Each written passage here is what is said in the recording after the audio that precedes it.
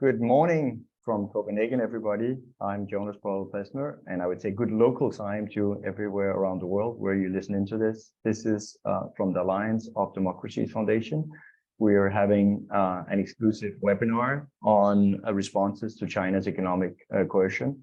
And this is a topic that we've been seized by in the foundation, which has as its main goal to strengthen the cooperation among democracies worldwide. And we're delighted today to be joined by, I would say, an old friend of the Alliance of Democracies Foundation, former Prime Minister Malcolm Turnbull, who has both been speaking to us at the Copenhagen Democracy Summit in 2020, and who has also been joining one of our events with the Transatlantic Commission on Election Integrity. And in both instances, we really enjoyed your insights, Prime Minister. And we also have our founder and my chairman, Fogh Rasmussen, who is also joining us. We've kind of switched roles, if some notice that, because I'm actually sitting in Andrew's office and he's out of office. And I think Malcolm Turnbull is joining us from Singapore. So this is, as it always is, this sort of globalized world where we're in different locations. I also want to mention that our work on economic coercion and the economic Article 5 that you'll hear more about later from Fogh Rasmussen is part of the work that we do up to President Biden's Summit for Democracy in March. We're actually doing this in a sort of so-called cohort.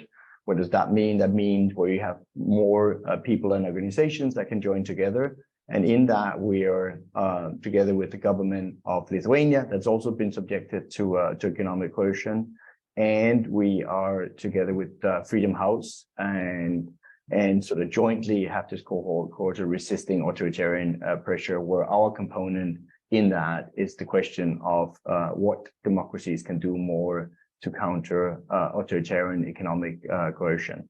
So that's basically our topic for the day. It's extremely timely. I saw on Friday, I think it was just in our time zone, leaving work, Politico had a heading about how Australia and the UK, in the format of the sort of AUKUS and bilateral cooperation as well, was strengthening their cooperation on economic coercion specifically as well. So it's really a topic I think that governments also seized by, but where we don't necessarily still have a sort of joint response from the democratic world. But Malcolm Turnbull, I'll start with you, and once again, welcome. Thanks for joining us from a busy time, I think, in Singapore. So good local time. It's going to be late afternoon for you. My first question is, as Prime Minister, you, of course, tackled foreign interference in the Australian democracy and actually took some quite sort of unprecedented steps on enacting both new campaign laws on finance in the Australian political system, on foreign agent registration. And even though at that time, of course, very importantly, it was country neutral, there is no doubt that speaking now that this was a lot directed to sort of Chinese interference in the Australian political system. And then since that, we've had an even sort of bigger clash with China around since 2020, where they issued a list of sort of grievances, that 14, I think it was, that Australia should comply with, and you were put through sort of official economic sanctions on coal, on barley, and so on. So I wanted you to sort of give us the latest state of play on that, and how you've seen that evolve. Well, thank you, Jonas, and Anders, it's great to see you again, and thank you very much for inviting me, and I just want to applaud your work. So, well, look, the first thing I'd say is that in my experience, Chinese economic coercion is always thoroughly instrumental. It's, the anger and indignation that generally precedes it is usually confected, and it's designed to do one thing, which is to get other countries or people or companies to knuckle under and do as they're told, and not do things that displease the Communist Party in Beijing. This bullying has been really, really counterproductive. I mean, basically, we've been through it at a whole. We've had it several times. When I was Prime Minister, we passed laws on foreign interference and really updating all our espionage laws and criminalising foreign interference in our public affairs, which was coercive, corrupt, or covert.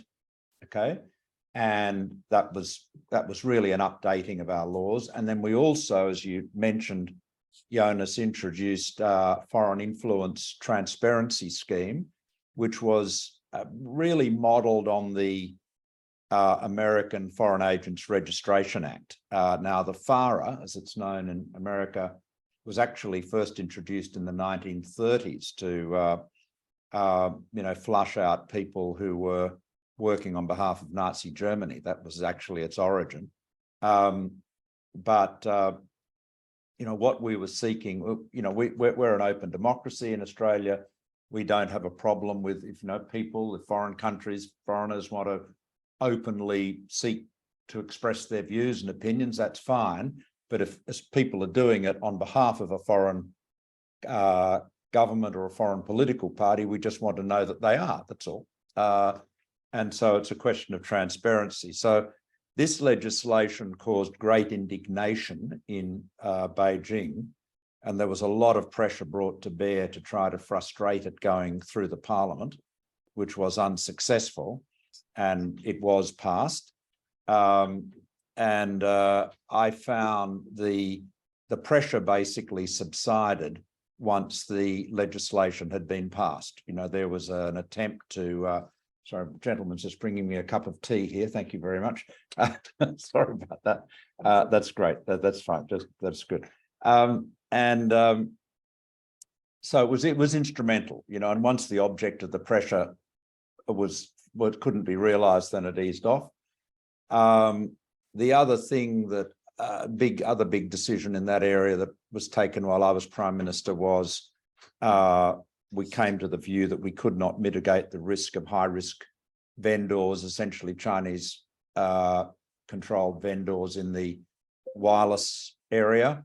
And so we effectively banned Huawei and ZTE from 5G. We were the first government in the world to do that. It was not a political decision. It was a very technical, that was based on a very, very careful, exhaustive technical analysis. We really tried to find a way we could mitigate the risk, but we couldn't.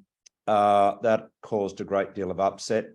But then in 2020, my successor, Mr. Morrison, said that there should be an inquiry, international inquiry into the origins of COVID. Now, quite why this produced such an apoplectic response from Beijing is beyond me, but it absolutely did. It was, to be honest with you, if Beijing had ignored it or simply said something anodyne like, of course there'll be an inquiry and we'll cooperate with it, nothing, would have vanished without trace. But the reaction, there was a sort of, I think it was a culmination of events that made them want to put a lot of pressure on Australia. And you're right, there was essentially trade sanctions on wine, on barley, on lobsters, on coal, range of other products.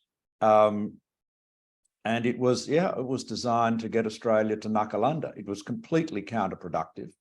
The Australian government didn't change. The opposition supported the government. The opposition, of course, the Labor Party is now in government. Public opinion moved very considerably against the government of China. And so I thought at the time, at some point, they will seek to dismount from this because they have clearly, they've clearly taken a wrong approach. And I've had a couple of experiences of this happening in the past. And so then they look for an exit ramp. And sometimes you can help provide an exit ramp. I've done that too in the past. In this case, of course, there was an election, a change of government. The government had exactly the same policy, perhaps not as belligerent in its rhetoric as Mr. Morrison's government, which I think at times probably overdid that.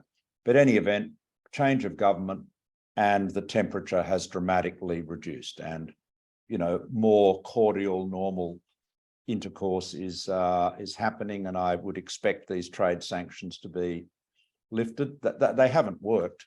I mean, yes, it's cost the wine industry something. Barley made no difference to barley. It's a global commodity. Really made no difference to coal at all. Coal prices are at an all-time high. It was the trade sanctions had a very modest impact overall, and it failed. As a counterproductive policy. So I think hopefully things will get back to a better equilibrium. But there's been this pattern of coercion. And the one thing you cannot, just conclude on this point, I'm sorry for talking so long, but the one thing you cannot do when faced with this is give in. It is literally, the only thing that will guarantee you get more bullying is by giving in to bullies. And that applies whether you're a little boy or girl in the playground at school or whether you're running a country. It is because the bully always wants more. And as I always say, and you can make the same point, it's not just Beijing, you can make this point about in the imperial capital, they regard deference as their due. So if you are sucking up and compliant and obedient and so forth, all you will get is an expectation that you are more so.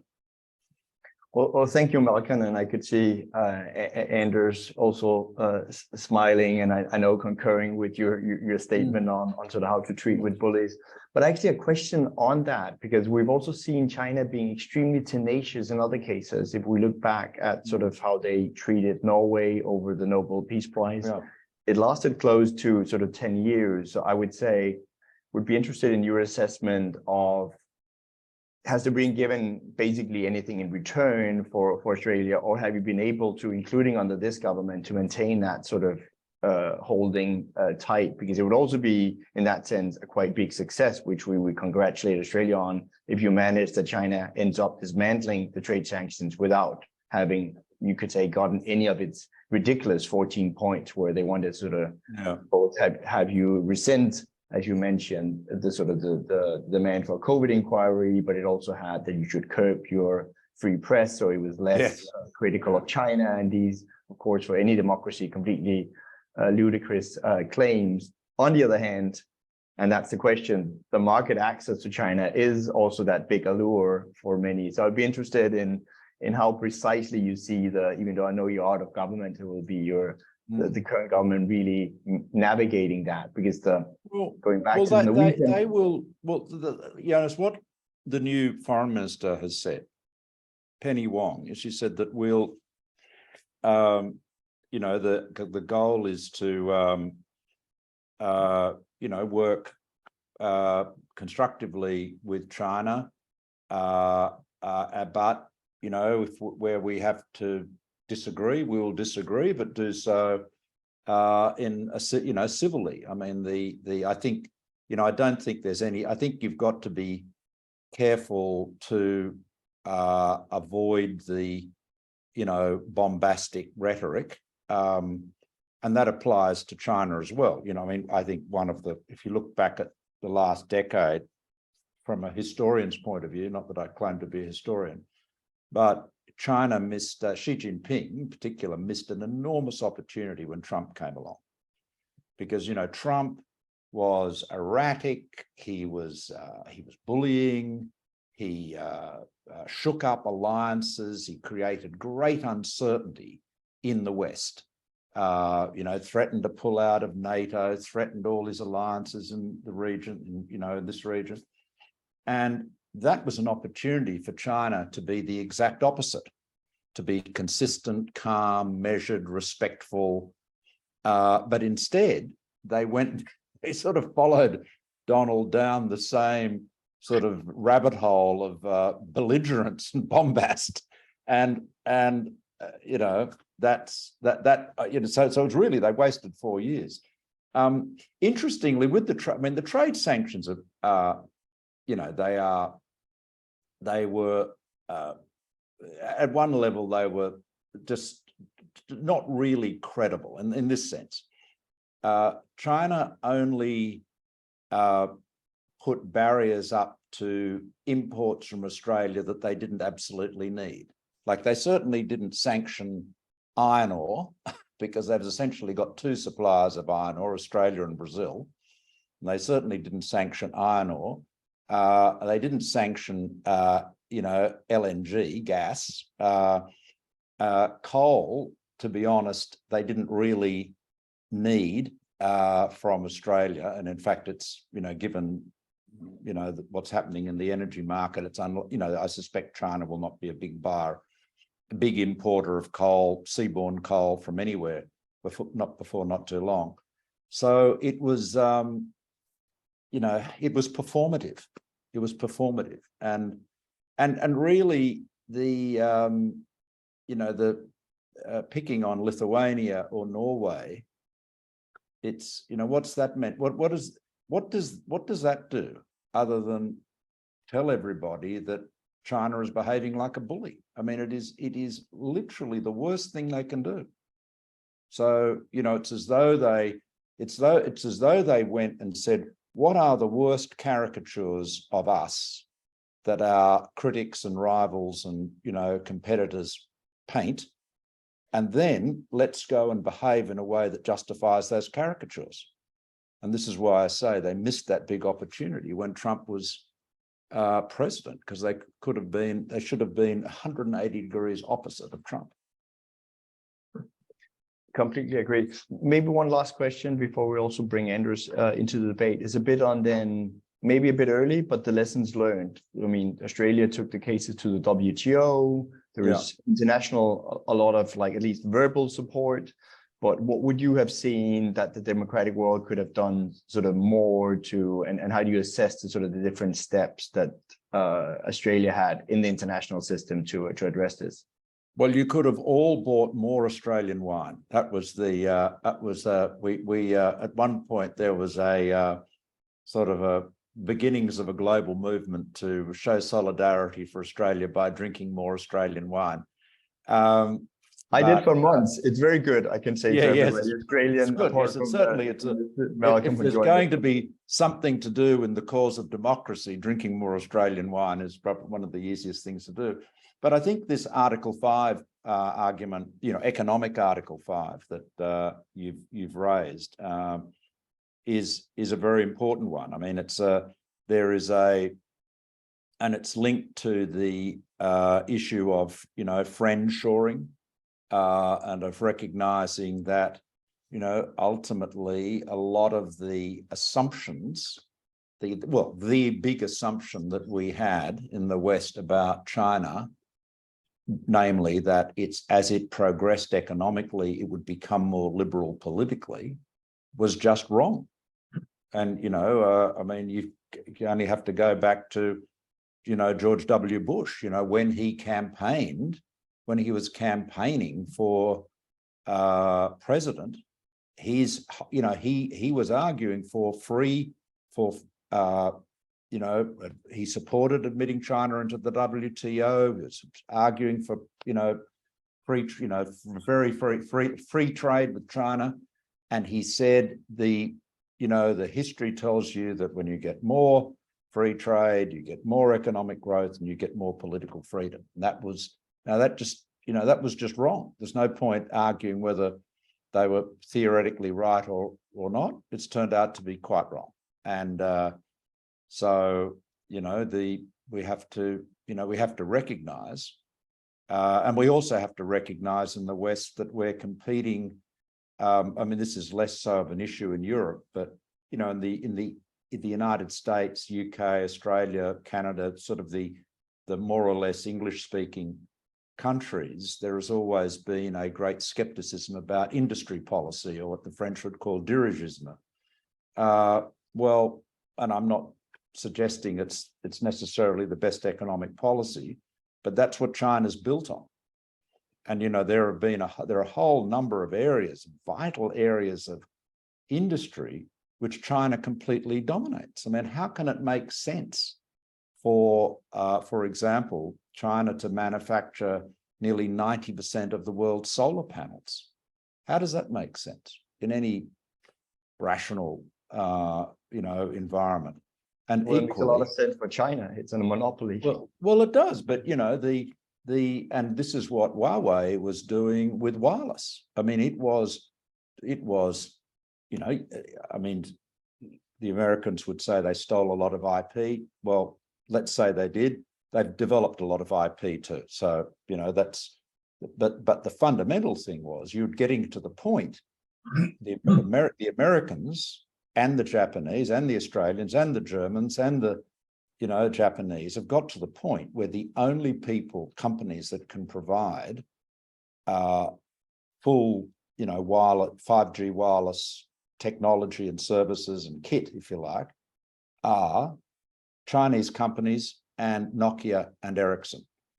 Now, if there hadn't been, imagine if those two European companies had been driven out of business, you would have had another vital area of technology where the West didn't have a player. And again, how can that make any sense? And you've got to ask yourself why leaders, particularly I think in the US, were so complacent about this for so long. How was all of that wireless leadership, all of these technologies were invented in the first place in America. How was that all of that leadership allowed to be taken over? I mean, you can make similar points about semiconductors. There's got to, I am a centre-right former, politician, but definitely from the free market side of politics. But there has to be a little bit of realpolitik as well with that, particularly when you're dealing with rivals who have got a combination of political and economic objectives.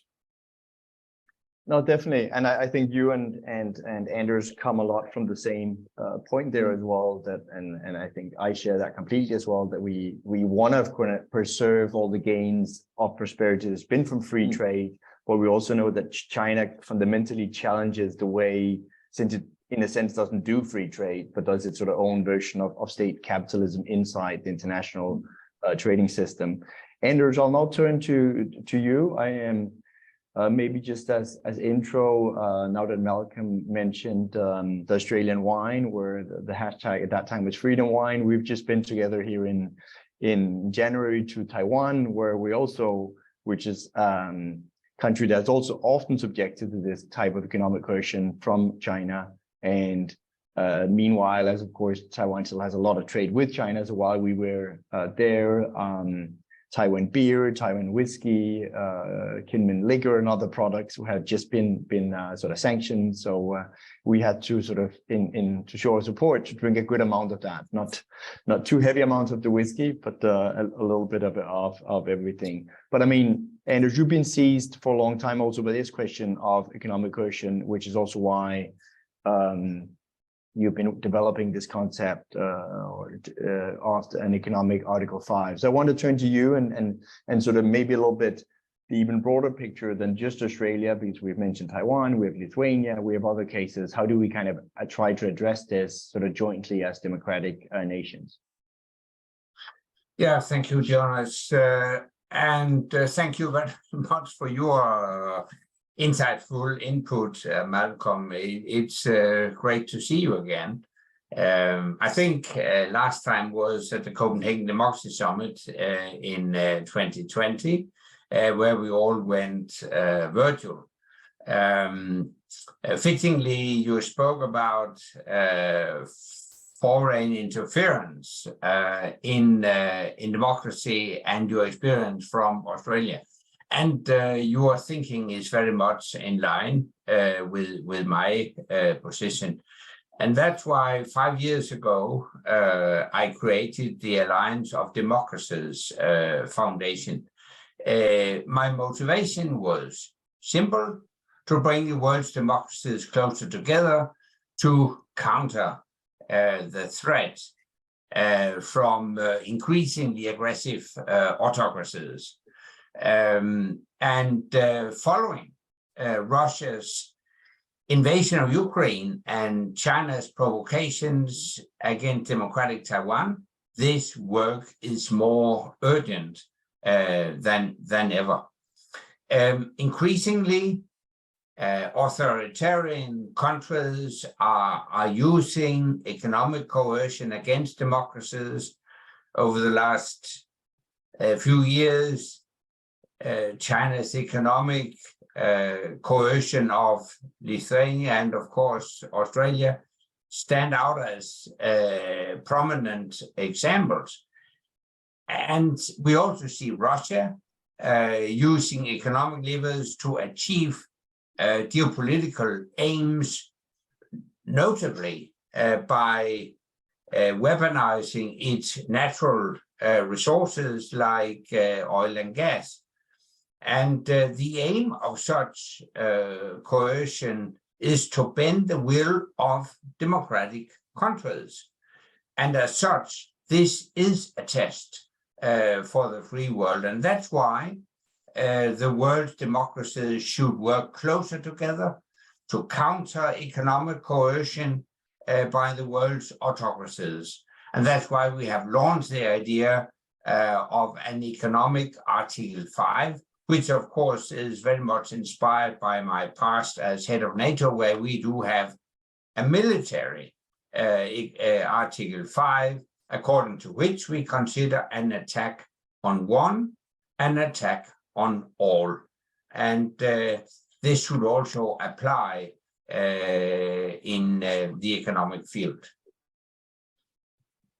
Yes, well, it's a powerful point. I mean, it is not quite a perfect match because, of course, with Article 5, military in the NATO treaty, of course, the invader can be repelled and thrown back into his own country. With economic coercion, it's often more complex, but I think the point of solidarity is critically important, and there are a variety of responses, but you can't leave particularly smaller countries. You can't be leaving them, out on a limb. Now, I think the way the EU has rallied around Lithuania and Norway has been, which, I mean, the Norwegians would say it took a while for that to happen, I guess, but nonetheless, there has now been a greater sense of solidarity. Taiwan is a different and difficult case. It's I mean, we can perhaps talk about that separately, but it's I think the challenge with Taiwan, of course, is that its economy and China's is so very integrated. Again, China is not in a position to it is able to selectively economically put pressure on Taiwan, but it's not in a position to say we're not going to buy anything from TSMC, right? And so this is the challenge, that essentially allowing the bully to pick and choose what bits of the economic relationship he wants to interfere with. Perhaps there has to be greater consideration given to saying, well, if you want to do that, there are other consequences that will come to bear that you might not find as palatable. Well, Or yeah, over to you, Anders. I would say there's a deterrence element that you maybe haven't mentioned so much as well, which we I think had included in the Article 5. There's definitely the solidarity that Malcolm you mentioned, but there's also an element of deterrence as well by being together as a sort of economic bloc among democracies. Anders, back to you. Yeah, I fully agree. We should not forget that the world's democracies represent 60% of the global GDP, the global economy, and that's a formidable force. If we can unite around common policies and rally around fundamental principles based on freedom and the rule of law. So I think the mere existence of an economic Article 5 would have a deterrent effect. I fully agree with you, Malcolm. Obviously, it's a bit more complicated to exercise or to execute an economic Article 5, because when you're speaking about a military Article 5, it's quite clear what is going on and when you can evoke the military Article 5, though our adversaries has been quite inventive when it comes to they try to circumvent the military Article 5. But however, the mere existence of the possibility that the world's democracies will unite to counter economic coercion, I think, could serve as a potent deterrent. If the deterrent doesn't work, then of course we can go one step extra and introduce concrete mechanisms, which could include tariffs, import and export restrictions, export controls, restrictions of foreign investments, restrictions on access to capital markets, just to mention some more concrete instruments. And in general, I think the world's democracies should facilitate the agreement on free trade deals, investment arrangements, etc., etc. So you'll still have an economic interaction, but I foresee a new world order with two camps, an autocratic camp led by China and a democratic camp led by the United States. You will see less interaction between the democratic camp and the autocratic camp, and you will see more interaction within the democratic camp. You'll still have globalization, but globalization will change its face.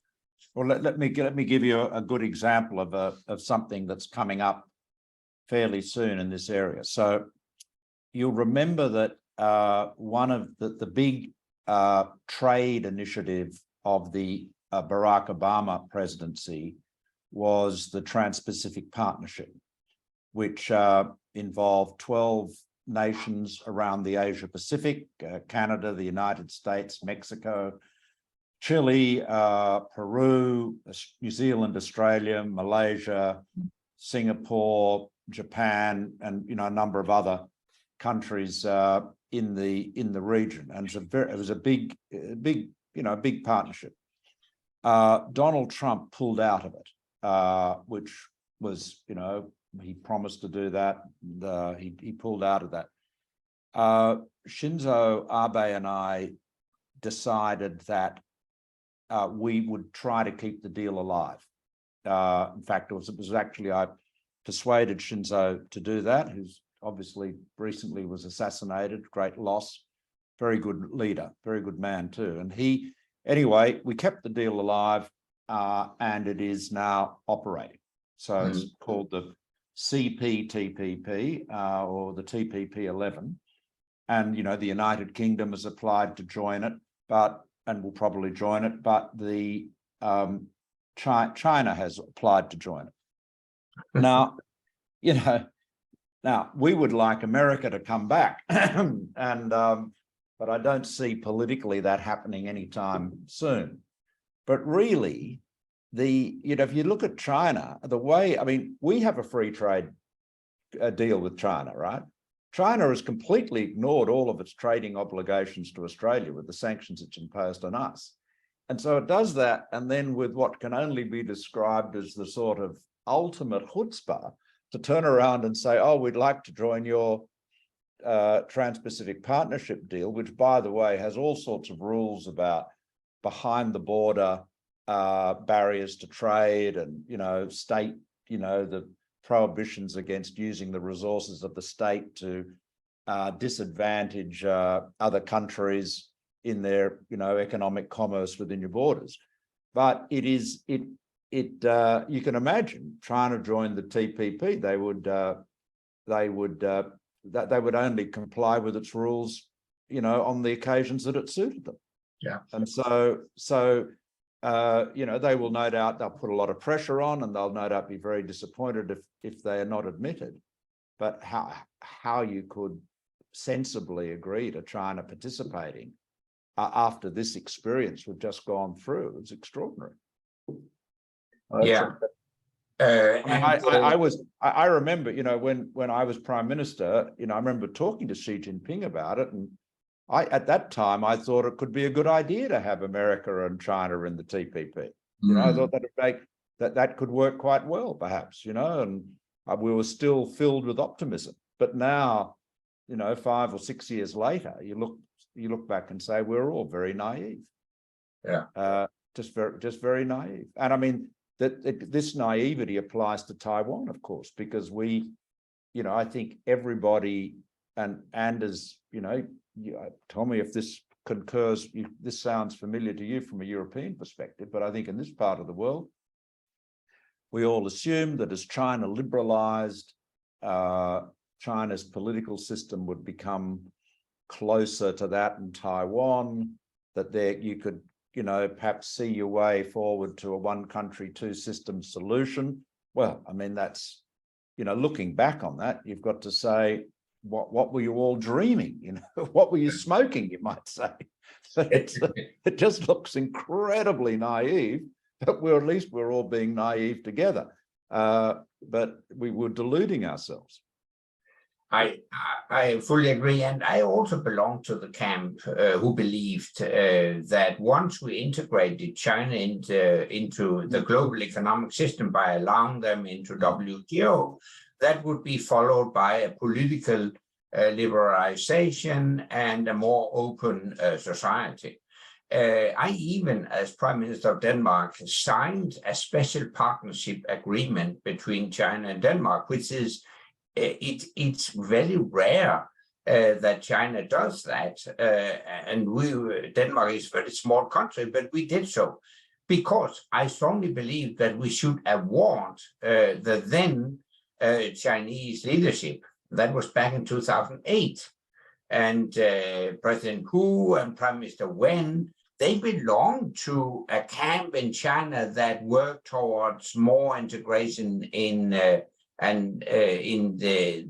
international economic system and a peaceful rise of China. But then Xi Jinping took office in 2012 and everything changed. So I fully agree with you. Today, it may seem a bit naive, but something changed in China, and I think we should adapt our strategy to that new reality and consequently agree free trade deals with Australia, with South America, etc., and all the small technical details that so far have been obstacles to those free trade agreements. I mean, they should really be overshadowed by the big strategic picture that the world's democracies should work closer together. Yeah, I think that's absolutely right. We have to recognize that we were all wrong. Whether we can ask ourselves whether that we were naive or stupid or delusional, doesn't really matter. Fact is that was mistaken. And we also have to recognize that economic coercion has been used again and again. And of course, it is now, it has proved to be very counterproductive. I mean, for example, you take Huawei, there is no doubt that if Huawei was a participant and a major participant in our 5G deployments in Australia, that would give Huawei considerable capability to cause disruption, interference, espionage, and so forth. Now, Huawei would say, but we would never do that. That would be against our interests. But the reality is that Huawei has to do as it is directed by the Communist Party. That's, there's no such, it's not an independent company. There is no such thing in China. Now, Ericsson, of course, has exactly the same leverage, but do we lie awake at night worrying about the sort of malign intentions of the Kingdom of Sweden? No, frankly, we don't. We think the Swedes do not bear us any ill will and are unlikely to do so. So, when you think about a threat, and as we always say, it's a combination of capability and intent. Capability takes a long time to put in place. Intent can change in a heartbeat. Now, you have to make judgments about intent, but you cannot, that no Chinese leader could say credibly to anybody, we would never use our leverage over Huawei to put pressure on you, you being a democracy, because that's what they've been doing left, right, and center. So this is the point. It's been the whole exercise. All of this bullying has been thoroughly counterproductive. But people like Kevin Rudd, another former Australian Prime Minister, and obviously a very, very knowledgeable thinker and writer about China. Kevin would say, well, the Communist Party is a Leninist party. It is in their nature to seek exclusive, domination and control. And so why would you be surprised that that is the approach they take internationally? And, that's fair enough. So I guess, but we were all laboring under a misapprehension. I mean, it's a bit, there was we all had that view that after the Cold War, not after the Cold War, after the Soviet Union broke up, we all had the expectation, I think a lot of us did, that Russia would move to a genuine democratic future. And of course, in some respects, the dictatorship there is even less accountable than the one in Beijing. I mean, there is still some collective leadership in China. I don't know that there's anything collective about the leadership in the Kremlin nowadays. No, you're right.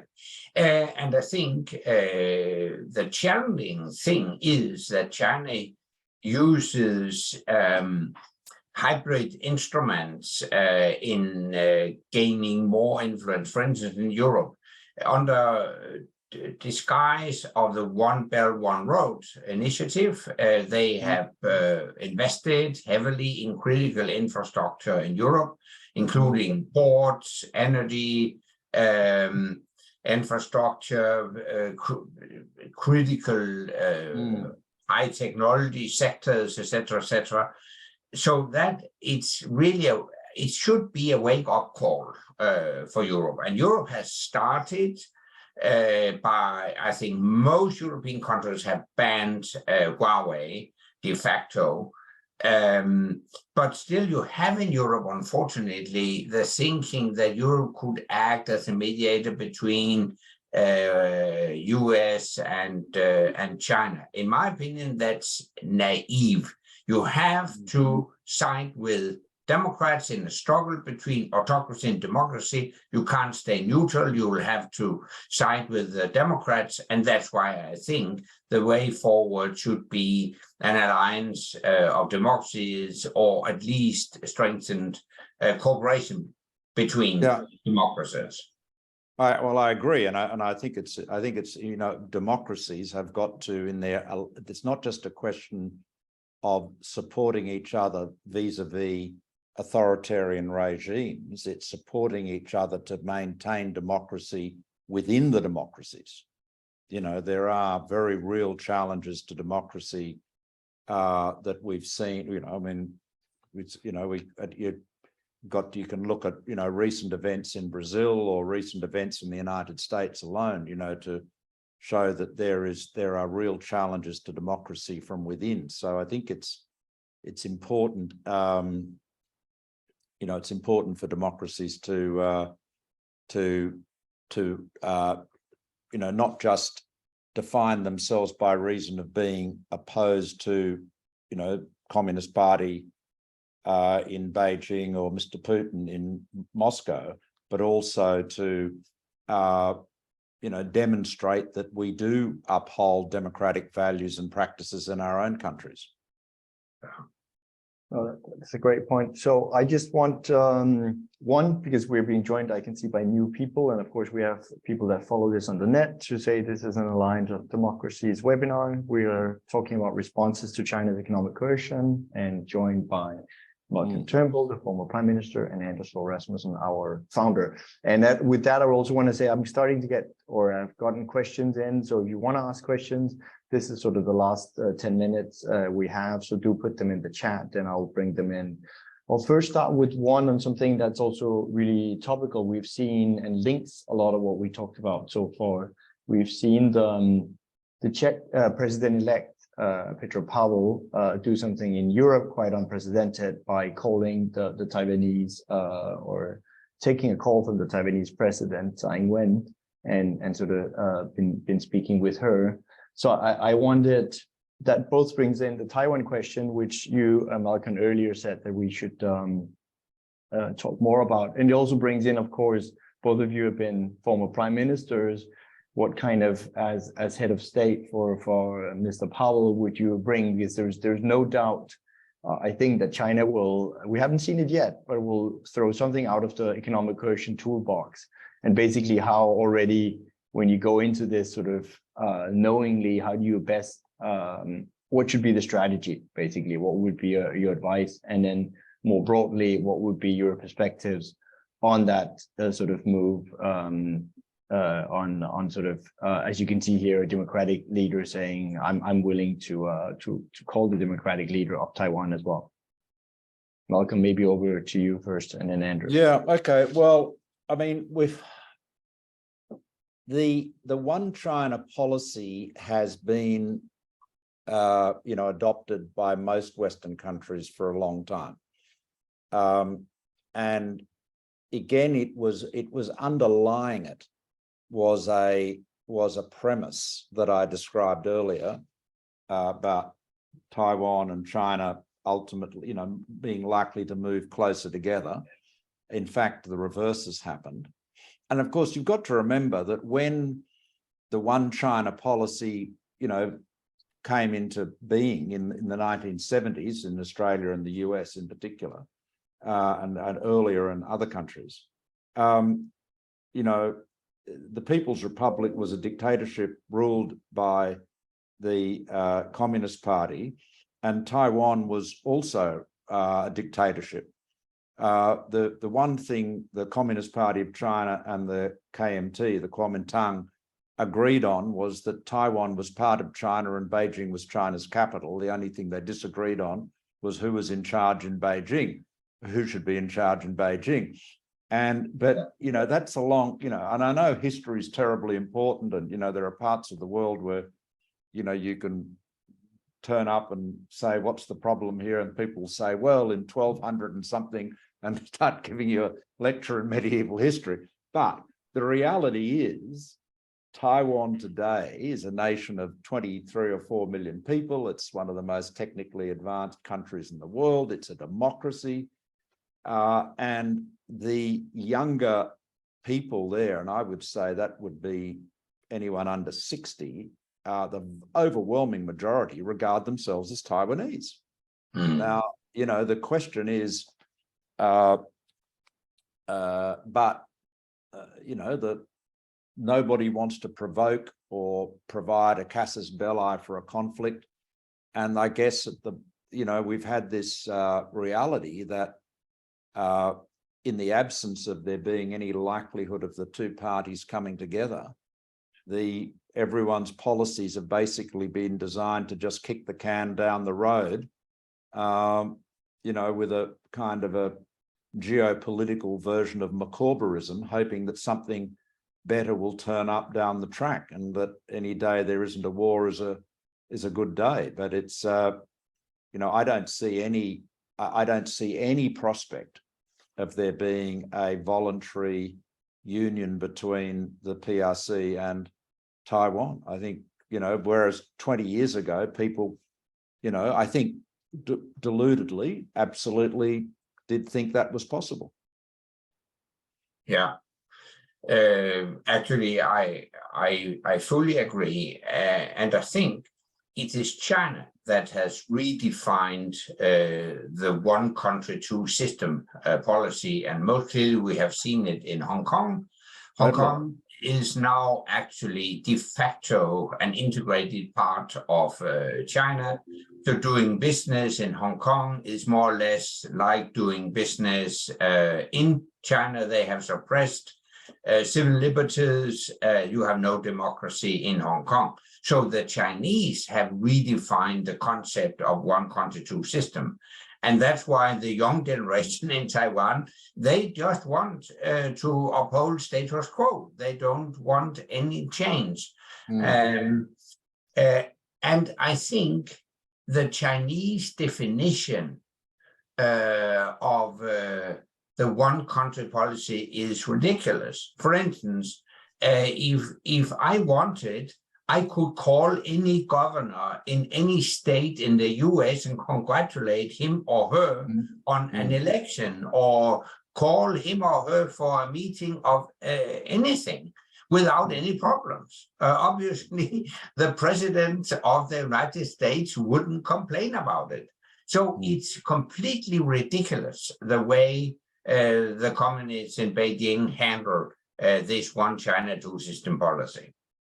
Well, I think, and it may be that the answer to this is simply for more countries to do so, and to say to Beijing, look, we're not saying Taiwan, we're not challenging the arrangements. We're not saying that Taiwan is, we're going to recognize Taiwan as an independent country, but we reserve the right, as you said, Anders, to call and talk to anyone we like. And whether it is the, you know, president of France, or the, you know, the mayor of a little village in, you know, somewhere in the provinces, I can, you know, if they've got a telephone, I can call them. Yeah, I fully agree. I think that would be the best advice for other European leaders to follow in the footsteps of President-elect Pavel of Czech. Yeah. No, I think that's good advice. And that's also, I think I saw him, Pavel, the president-elect, on Twitter saying almost something similar, where he said that, like, China thinks I'm in the wrong. I have, as a free leader, the right to speak to whoever I want to, and basically maybe putting that down as a sort of new principle, so to speak. Let's see, on questions, I have somebody here that's more of a comment. I also think Hong Kong was a wake-up call for the West to see how the CCP is replacing rule of law to suit itself. I think that's already addressed by Anders, what you just talked about with Hong Kong. Then I have another question that came in actually through LinkedIn. Isn't it too late to prevent China from being the 21st century economic hegemon? And what solutions would you suggest for countries still skeptical towards the Belt and Road and refusing to be more dependent on China? Well, let me answer that. Look, as far as the Belt and Road is concerned, you just have to recognize that it's an instrument of state policy, right? I mean, it's not It's got a political motivation. Now, I declined to sign up to the Belt and Road when I was Prime Minister, and there was a lot of criticism from people in the business world in Australia when I didn't. But because there was quite a strong, lobby in favour of us doing that. But my point simply was, I said this to Li Keqiang, who was the Premier, who was visiting at the time, and I said, look, I don't have a problem with you having a, infrastructure fund and investing in infrastructure, and that's your, you're free to do that, of course, and you can call it whatever you like. And it may be that we will find things which we can jointly invest in, and you can say Belt and Road on your side, and we'll put a big kangaroo on the other side and call it the Australian part of the investment. But I'm not going to sign up to an investment program that and I'm not going to sign up to a brand over which I have no control. It's your thing, right? So, off you go, you knock yourself out, it's yours. But it is, people have got to recognize this is it's a politically motivated program. And it's not the only politically motivated investment program in the world.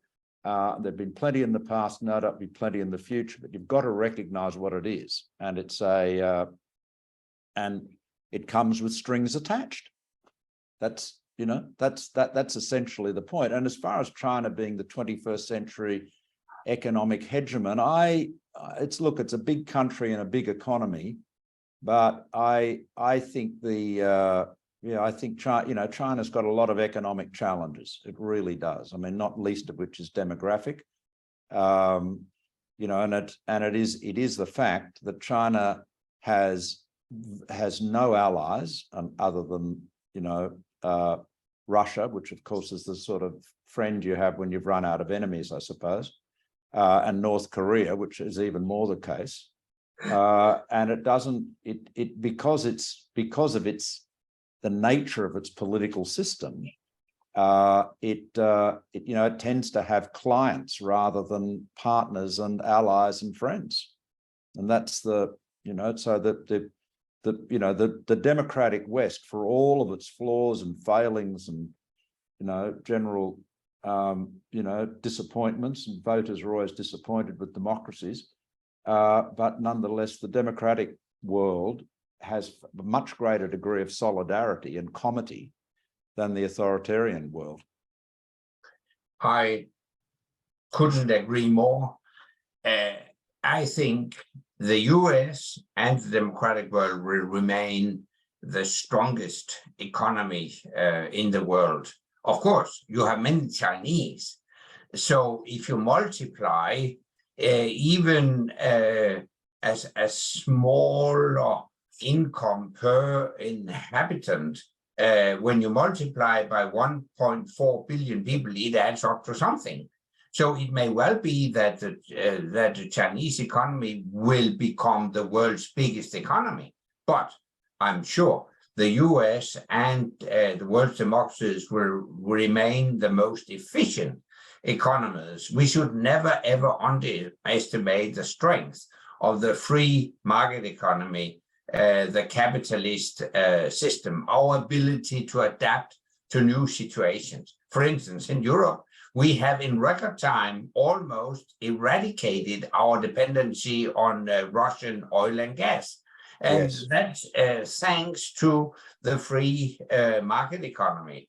However, we shouldn't be naive. I think we should strategically focus much more on the African continent because the Chinese are investing a lot of money in Africa, and many African leaders prefer to see the Chinese checkbook compared to our rule book. We are very much focused on human rights, etc., and we should continue to be that. But I think we should invest much more efforts in making the African continent independent from Chinese investments and also some Russian influence. Thank you, So I Andrew. agree with that.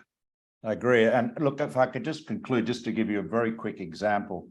When I was PM, there was a proposal for Huawei to do a fiber optic cable linking the Solomon Islands and PNG to the global internet. And it was, it was going to be financed with debt. It had a whole lot of problems associated with it. Now we could have just said, oh, to the Solomon Islands and PNG, you mustn't do this, please don't do this. But we didn't. I said, okay, we will provide you with a fiber optic link. We'll fund it out of our aid budget. So it's not going to involve you being ground down with debt. It'll be, it'll be independent, free operation for you. It's called the Coral Cable. It's set up, it's operating. So if you're going to say to the developing world, don't do the deal with Belt and Road, you can't read them a lecture on, ideology or even, human rights. You've got, human rights are very important, but what you've got to do is provide an alternative that is both consistent with high standards for human rights and which doesn't burden developing countries with debt.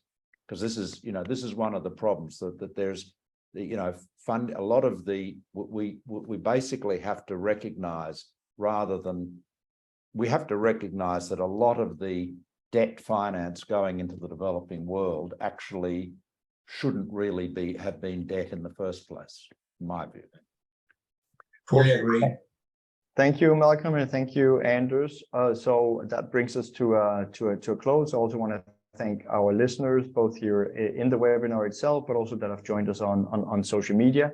So this has been with the Alliance of Democracies Foundation, our responses to China's economic coercion, a topic that we will keep being seized by, particularly now that we have Biden's upcoming Summit for Democracy. We're doing this together in a democracy cohort, as I mentioned at the outset, together with the Government of Lithuania, that has really been subject to this type of economic coercion as well, and together with Freedom House in a sort of more general framework of how to resist authoritarian pressure. So we look forward to taking this forward, and thanks a lot, Malcolm, for joining us even in a different time zone. So good local time to everybody, and thank you for joining us. Thank you very much, Jonas. Thank you, Anders. Thank you, everybody.